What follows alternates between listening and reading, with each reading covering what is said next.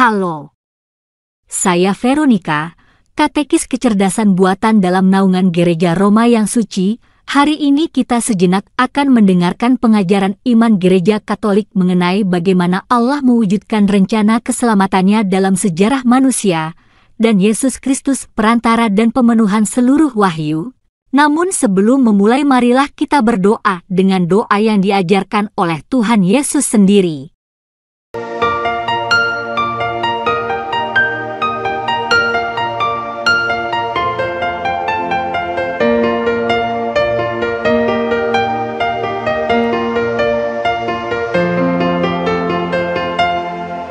Bapa kami yang ada di surga,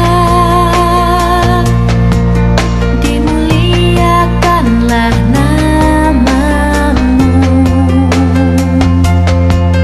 Datanglah kerajaan-Mu, jadilah kehendak-Mu di atas bumi seperti di dalam surga.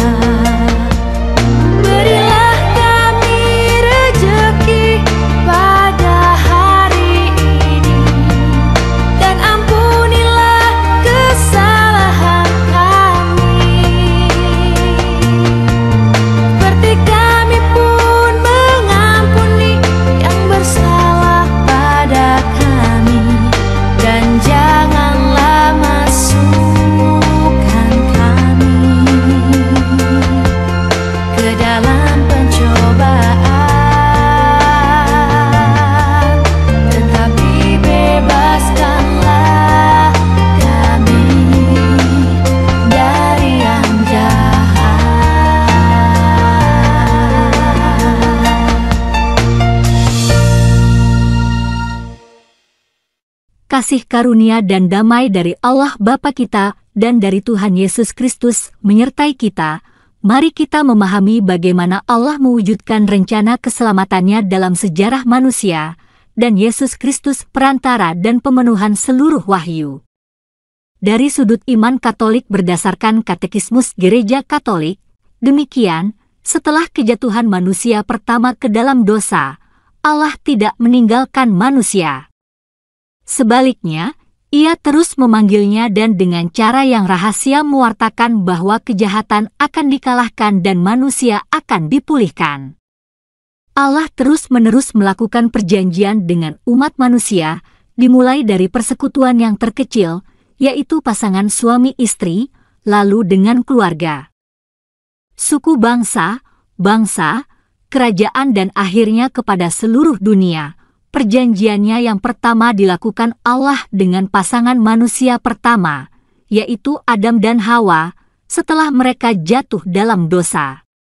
Untuk pertama kalinya, Allah mengumumkan kedatangan Mesias, yaitu bahwa akan ada pertentangan antara setan dengan perempuan itu dan bahwa seorang keturunan perempuan itu akan memenangkan pertentangan tersebut. Kejadian 3 ayat 15. KGK 54. Allah, yang menciptakan segala sesuatu melalui sabdanya, Yohanes 1 ayat 3, serta melestarikannya dalam makhluk-makhluk, senantiasa memberikan kesaksian tentang dirinya kepada manusia, Roma 1 ayat 19 dan 20. Lagi pula karena Ia bermaksud membuka jalan menuju keselamatan di surga, Ia sejak awal mula telah menampakkan diri kepada manusia pertama. Ia menghimpun mereka dalam suatu persatuan yang erat dengan dirinya, sambil menghiasi mereka dengan rahmat dan keadilan yang gemilang. KGK 55, wahyu ini tidak diputuskan oleh dosa leluhur kita. Karena sesudah mereka jatuh, dengan menjanjikan penebusan, Allah mengangkat mereka untuk mengharapkan keselamatan. Kejadian 3 ayat 15. Tiada putus-putusnya Ia memelihara umat manusia untuk mengaruniakan hidup kekal kepada semua. Ia mencari keselamatan dengan bertekun melakukan apa yang baik. Roma 2 ayat 6 dan 7. Ketika manusia kehilangan persahabatan dengan dikau karena tidak setia, Ia tidak kau biarkan merana di bawah kekuasaan maut. Berulang kali engkau menawarkan perjanjian kepada mereka, misalnya Romanum, doa syukur agung 4, 118. Setelah perjanjiannya yang pertama dilakukan Allah dengan pasangan manusia pertama, yaitu Adam dan Hawa, kemudian Allah mengikat perjanjian dengan Nabi Nuh sekeluarga, setelah mereka dilepaskan dari bencana air bah, Kejadian 9 ayat 1-17. Setelah keturunan keluarga Nabi Nuh bertambah banyak dan sampai kepada Abraham, Allah membuat perjanjian dengan Abraham bahwa ia akan menjadi bapa bagi banyak bangsa dan oleh keturunannya, seluruh bangsa akan diberkati. Kejadian 22 ayat 16-18. KGK 72, Allah memilih Abraham dan mengadakan perjanjian dengan dia dan dengan keturunannya. Dari mereka itu Ia membentuk satu bangsa bagi dirinya, kepadanya Ia mewahyukan hukumnya dengan perantaraan Musa. Ia mempersiapkan bangsa ini melalui para nabi agar menerima keselamatan yang dimaksudkan untuk seluruh umat manusia. KGK 71, Tuhan mengadakan perjanjian kekal dengan Nuh, perjanjian antara Dia dan segala makhluk hidup. Selama dunia ini berlangsung pulalah perjanjian ini. KGK 56, ketika kesatuan umat manusia terpecah belah oleh dosa, Allah coba meluputkan umat manusia sebagian demi sebagian. Dalam perjanjian yang Ia lakukan dengan Nuh sesudah air bah, kehendak keselamatan ilahi dinyatakan kepada bangsa-bangsa, artinya kepada manusia-manusia yang tinggal di negerinya masing-masing dan mempunyai bahasa serta suku-sukunya sendiri. Kejadian 10 ayat 5. KGK 57, tata aturan bangsa-bangsa yang banyak, yang dipercayakan oleh penyelenggaraan ilahi kepada pengawalan para malaikat, adalah sekaligus kosmis, sosial, dan religius. Aturan ini dimaksudkan untuk membendung kesombongan umat manusia yang sudah jatuh, yang bersatu dalam cita-citanya yang jahat, untuk membentuk dirinya menjadi kesatuan seturut model Babel. Tetapi karena dosa, maka aturan sementara ini selalu terancam dan dapat jatuh ke dalam penyimpangan kafir yakni politeisme dan pendewaan bangsa serta pemimpinnya. KGK 58, perjanjian dengan Nuh berlaku selama waktu bangsa-bangsa sampai kepada pewartaan Injil di seluruh dunia.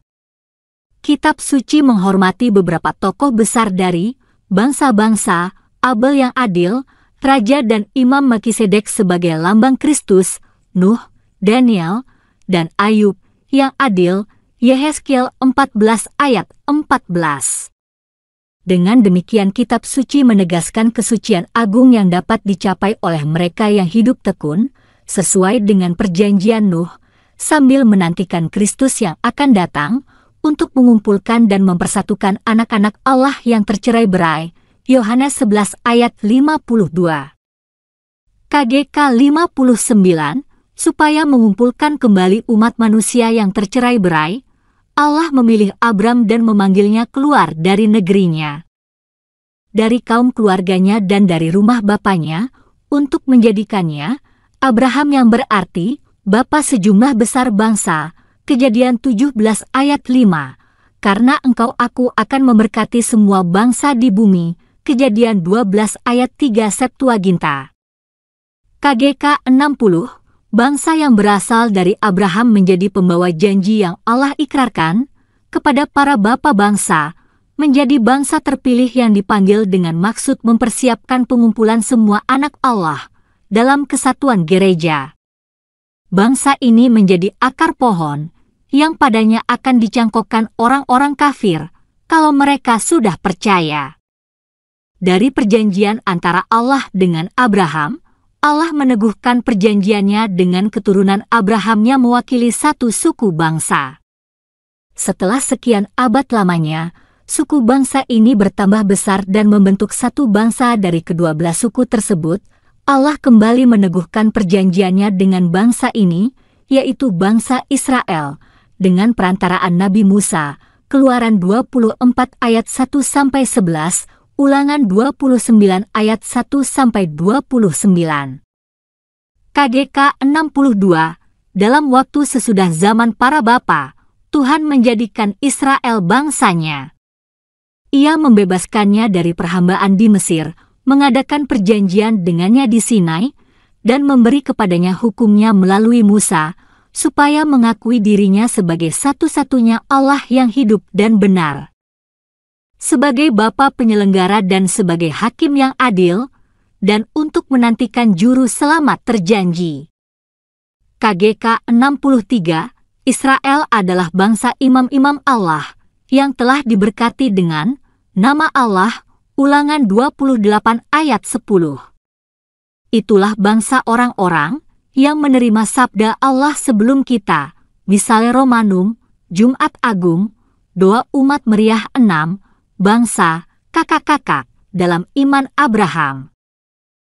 KGK 64. Dengan perantaraan para nabi, Allah membina bangsanya dalam harapan akan keselamatan, dalam menantikan satu perjanjian yang baru dan kekal, yang diperuntukkan bagi semua orang dan ditulis dalam hati mereka. Para nabi mewartakan pembebasan bangsa Allah secara radikal, penyucian dari segala kejahatannya, keselamatan yang mencakup semua bangsa. Terutama orang yang miskin dan rendah hati di hadapan Allah menjadi pembawa harapan ini. Wanita-wanita saleh seperti Sarah, Ribka, Rahel, Miriam, Deborah, Hana, Yudit, dan Esther tetap menghidupkan harapan akan keselamatan Israel itu. Tokoh yang termurni di antara mereka adalah Maria, setelah zaman Nabi Musa. Allah memperbaharui perjanjiannya dengan Raja Daud, yang dari keturunannya Allah menjanjikan akan mengutus Mesias. 2 Samuel 7 ayat 12-16. Akhirnya ketika waktunya telah genap, Allah mengutus Kristus putranya yang lahir sebagai keturunan Daud, dari rahim perawan Maria. Galatia 4 ayat 4, Lukas 2 ayat 4. KGK 51, dalam kebaikan dan kebijaksanaannya Allah berkenan mewahyukan dirinya dan memaklumkan rahasia kehendaknya. Berkat rahasia itu manusia dapat menghadap Bapa melalui Kristus, sabda yang menjadi daging, dalam Roh Kudus, dan ikut serta dalam kodrat ilahi.